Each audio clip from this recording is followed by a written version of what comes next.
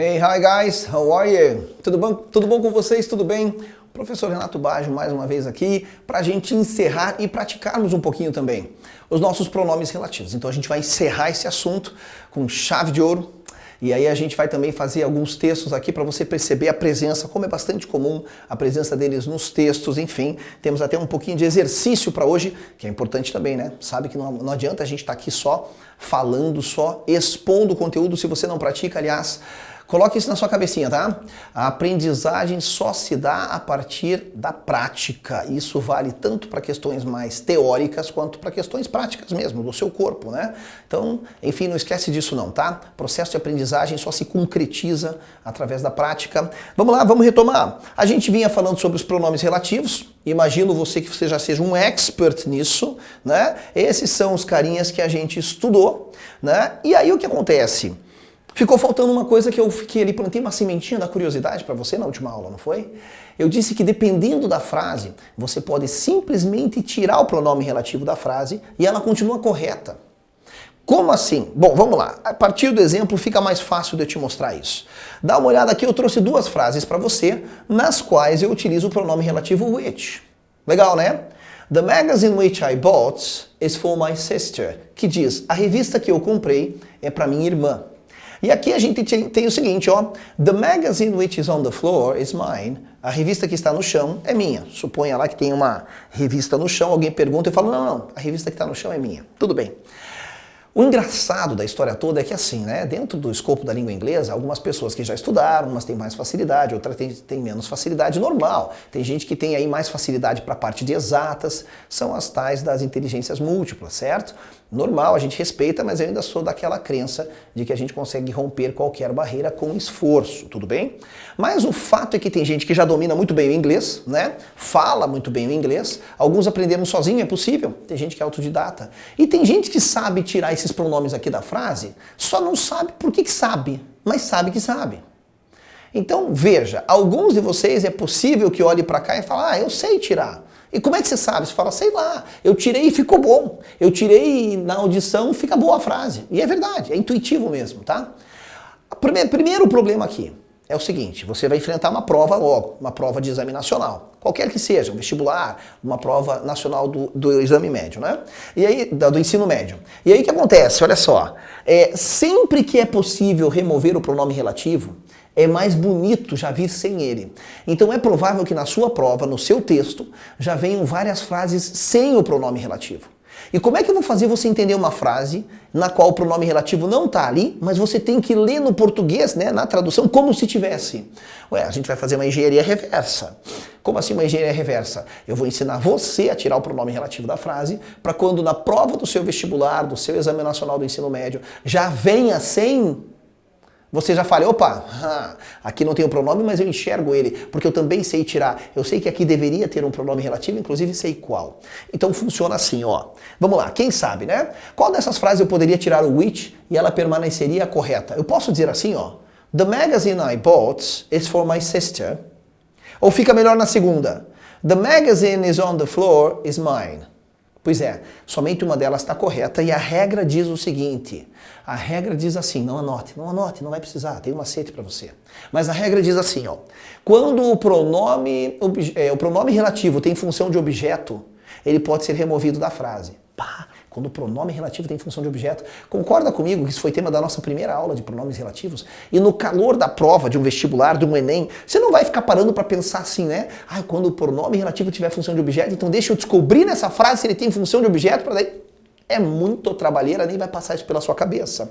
Até porque aqui, ó, realmente, ó, nesta frase, a revista que eu comprei, opa, pronome relativo sempre se refere ao que veio antes, aliás, isso é importante agora também, vamos deixar anotado aqui, ó. Pronome relativo sempre se refere ao que veio antes, tá? Tudo bem, então tá se referindo à revista.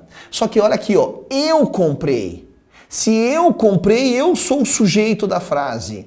Quem sofreu a ação de ser comprada? A revista. Então ela é objeto da frase e como o pronome relativo sempre se refere ao que veio antes, ele está se referindo ao objeto. Então sim, nessa primeira frase eu poderia omitir ele da frase. Eu poderia dizer, The magazine I bought is for my sister. Já na frase de baixo, ó, a revista que está no chão. Peraí, quem está no chão? A revista. Então aqui não tem função de objeto. Então o que que acontece? Eu criei um macetinho para você. Eu criei um macetinho que diz o seguinte, tá? Para você não ter que fazer toda essa avaliação. Acha o pronome relativo. Achei ele aqui, ó, o which. Circula ele lá no teu texto, na tua prova, onde quer que seja. E você vai olhar para aquilo que vem imediatamente antes e imediatamente depois dele. Imediatamente antes aqui do which, eu tenho revista. Então, ó, vou pôr aqui, ó. Imediatamente antes do which, eu tenho magazine. E imediatamente depois eu tenho I, certo? Primeiro caso aqui, ó, eu. Quando antes e depois do pronome relativo, logo antes e logo depois, você tiver coisas diferentes, pode tirar ele da frase, que a frase fica correta. Olha que macetinho massa! Se você tiver coisas diferentes, ou pessoas diferentes, ou que nem aqui, coisa e pessoa, não importa se é tudo pessoa, se é tudo coisa, ou se é misturado, se for diferente, tu pode retirar da frase, eu vou representar ali por um parênteses, olha só. Então esse cara pode sair da frase, é possível que no seu texto já venha sem ele, e a frase fica mais bonita sem ele. Vale para o who também. Vamos ver se o macetinho deu certo? A primeira frase diz, That is the girl who talked to me. E a segunda diz, That is the girl who I saw last night. Aquela é a garota que falou comigo, aquela é a garota que eu vi noite passada. Então vamos lá. O que eu vou pegar do macetinho ali, ó? De um lado aqui, the girl, vamos ver. Aliás, você já tem condições de saber, certo? Vamos ver a primeira frase. Aquela é a garota que falou comigo. De um lado eu tenho a garota e do outro eu tenho falou comigo. Peraí, mas quem falou comigo? Foi a garota. De cada lado do pronome relativo eu estou falando da mesma coisa. Se eu estou falando da mesma coisa, eu não posso tirar. É só quando é diferente. Olha no caso de baixo. No caso de baixo eu tenho who, de um lado eu tenho girl e do outro eu tenho eu, não é verdade? Olha a frase aqui, ó. Aquela é a garota que eu vi. Quando de cada lado do pronome relativo, ó, imediatamente do lado dele, eu tiver coisas diferentes, eu posso tirar ele daqui. Certo? A frase fica mais bonita mesmo. Então, ó, That is the girl I saw last night fica mais bonito de dizer do que That is the girl who I saw last night. E se tiver que, ó, quando é possível tirar, opa, vamos marcar aqui. Quando é possível tirar, é provável que no seu texto já venha sem. Vamos dar uma praticada, eu trouxe um exercício pra gente aqui que fala do ouchless band-aid, ou seja, o band-aid sem dor. Out é uma interjeição na língua inglesa. Quando a gente sente dor no português, a gente fala I, né? Ou ow, né? No inglês eles falam ouch. Então o que é ouchless? Eu vou traduzir como sem dor. O band-aid sem dor. Todo mundo já pôs um curativo e na hora de tirar, dói pra caramba, né não? Então olha o que diz o texto aqui, ó. Vamos ler todo ele, eu já traduzo para você, e aí você vai ver a presença dos pronomes relativos dentro dele, tá? Finally, a band-aid that won't rip off your skin and provoke a hearty ouch when pulled off. Dr. Stephen Kuntz of Johnson & Johnson and his team have in fact created a liquid version of the traditional bandage that stays on hard-to-cover areas, yet won't come off when you're in the shower.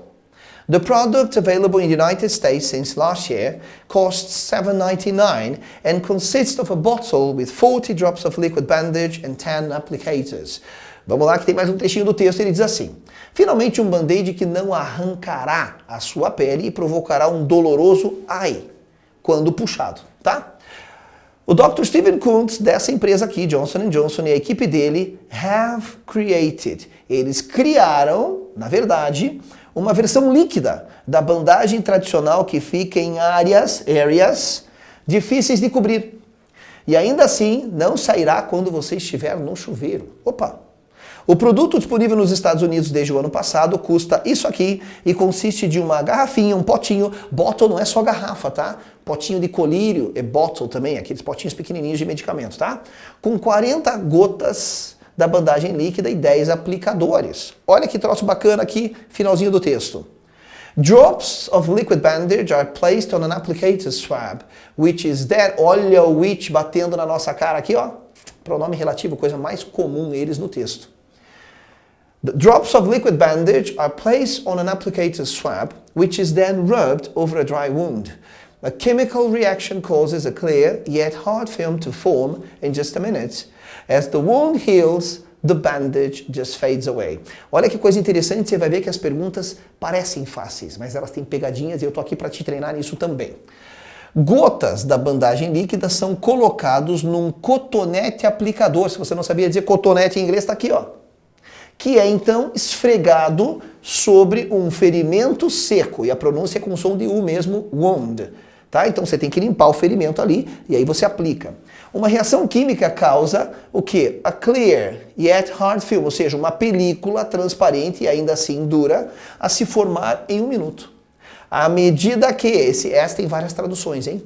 À medida que o ferimento cicatriza, a bandagem simplesmente some. Cara, isso é muito legal, não é? E aí, ele diz lá que para mais informação você visita o site. Vamos à nossa primeira questão, tipo Enem, questão em português para textos em inglês.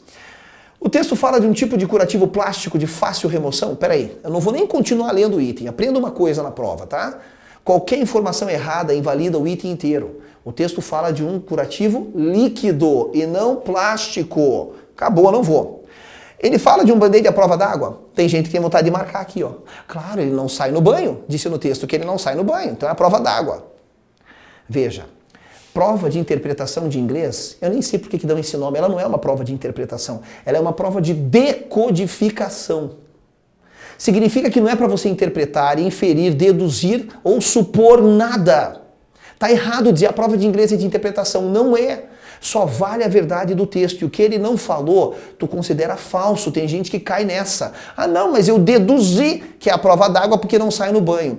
A questão é, ele falou que é a prova d'água, pontualmente no texto, é a prova d'água? Não falou. É falso o item, é feito para te enganar.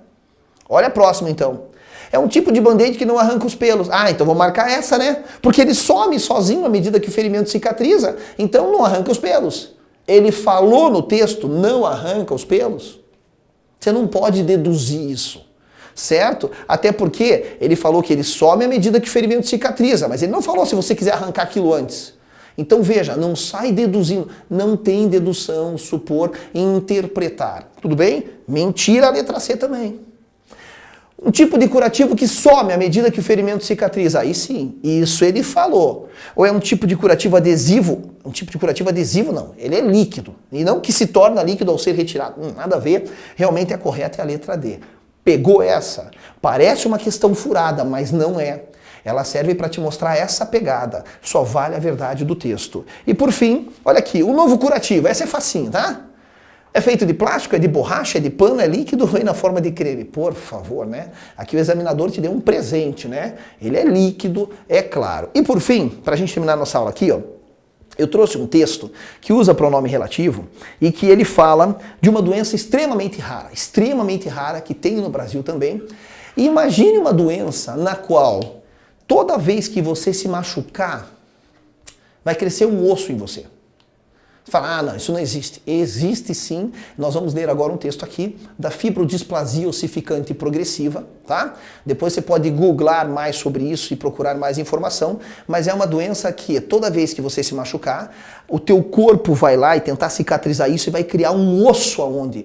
Tipo, se você machucou o músculo, a parte lesionada vai virar um osso. E o que é pior, esse osso vai se fundir ao seu osso. Caramba, que coisa é isso? Olha só, dá uma olhada aqui, Fibrodysplasia ossificans progressiva, cujo nosso objetivo aqui é você perceber a presença dos pronomes relativos dentro do texto. Tudo bem? Já tem um it na primeira linha aqui, ó, batendo na nossa cara. Então vamos lá. Fibrodysplasia ossificans progressiva, FOP, is an extremely rare disease of which affects the connective tissue. A mutation of the body's repair mechanism causes fibrous tissue, including muscle, tendon, and ligament, to be ossified when damaged. In many cases, injuries can cause joints to become permanently frozen in place. Surgical removal of the extra bone growth has been shown to cause the body to repair the affected area with more bone. Que coisa triste que é isso aqui. Explicando e trocando em miúdos. Quando você está sendo formado lá no útero da sua mãe, né? Quando você passa do estado de embrião para feto, algumas estruturas se ligam no seu corpo para você formar osso. A tua mãe faz uma dieta rica em cálcio e você começa a roubar cálcio da sua mãe para você gerar o seu esqueleto. E essas estruturas ficam ligadas, entre aspas, até a hora que a estrutura básica do seu esqueleto está pronta, daí não vai mais formar osso do nada, certo? Aí você só continua roubando o cálcio da sua mãe para os seus ossos crescerem. Quem tem fibrodisplasia ossificante progressiva é como se essas estruturas não se desligassem. e elas caminham dentro do seu corpo com o sistema imunológico. Então toda vez que você machuca, e é claro, depende do tipo do tecido, né? Não é, por exemplo, pele não é afetado, porque pele é órgão, né? O que acontece? Essas estruturas estão juntas, né? E daí no processo de cicatrização elas começam a formar um osso novo. Tem foto disso, não é bonito, cuidado, não, já falo para quem vai lá no Google Images, tá? Não é bonito de ver, mas realmente assim, existe. Se você está interessado, vai fazer medicina, olha o que ele diz aqui, ó.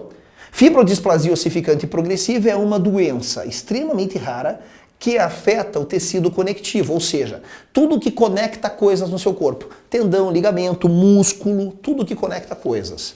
Uma mutação do mecanismo de reparo do corpo, ou seja, do sistema imunológico, tá? Causa tecido fibroso, incluindo músculo, tendão e ligamentos, a serem ossificados quando danificados. Olha o pronome relativo aqui, ó. Em muitos casos, os ferimentos podem causar as articulações a se tornarem permanentemente congeladas no lugar, que na verdade não é congelado mesmo, né? É que aquilo calcifica tudo. E aí não dá para tirar? Olha o que ele diz aqui, ó. Remoção cirúrgica do osso, do crescimento extra do osso, se mostrou causar o corpo a reparar a área afetada com mais osso. Teve um caso que apareceu num programa, num documentário. O menino bateu a cabeça, ele tinha fibrodisplasia, a parte do músculo aqui debaixo da testa dele, né? Machucou, criou um osso. Era uma época que ainda não havia muita informação sobre essa doença, ele foi no médico, fizeram um raio-x, falaram, não, é só um osso aqui, a gente faz uma cirurgia, a gente tira e já abaixa isso aqui. Quantas lesões novas você faz na pessoa para você cortar, abrir, serrar tudo isso, fechar, e aí o corpo da pessoa vai cicatrizar tudo isso. Forma mais osso ainda, tá? Então realmente não tem o que fazer, é bem triste, tá? E a gente sabe aí que essa doença existe e tem casos também no Brasil. Tá bom, queridos? Encerramos a nossa aula por aqui, com um texto que é uma curiosidade. Aproveite para acessar isso e outras informações em inglês e praticar o seu inglês lá na internet. I see you. Bye.